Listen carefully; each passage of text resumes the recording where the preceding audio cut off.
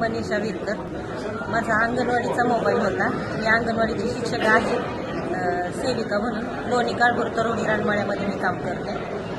माझा मोबाईल गेल्यावर मला खूप हे झालं. माझा सगळा डाटा त्याच्यामध्ये आहे शाळेचा. असं वाटलं आता मी काय करू काय नाही.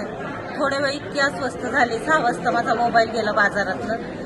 मला काय करावं कळा नाही. कोणाचा नंबर नव्हता, काय नव्हता. शेजारचा त्या माणसाकडे गेले. त्याला म्हणले मोबाईल द्या मला माझ्या मुलाला फोन करायला. माझा मुलगा आला तिथं. पोलीस स्टेशनमध्ये लगेच कंप्लेंट नोंदवली. आणि मला असं वाटत होतं की माझा मिळेल मोबाईल, आणि तो मिळाला खरं आज मोबाईल. मला खूप आनंद झाला. मला काल फोन आला तेव्हा सुद्धा मला खूप आनंद झाला. 2 ते 3 दिवस अक्षरशः मला असं वाटायचं मी काहीतरी माझं स्वतःचा हरवलं असं वाटायचं.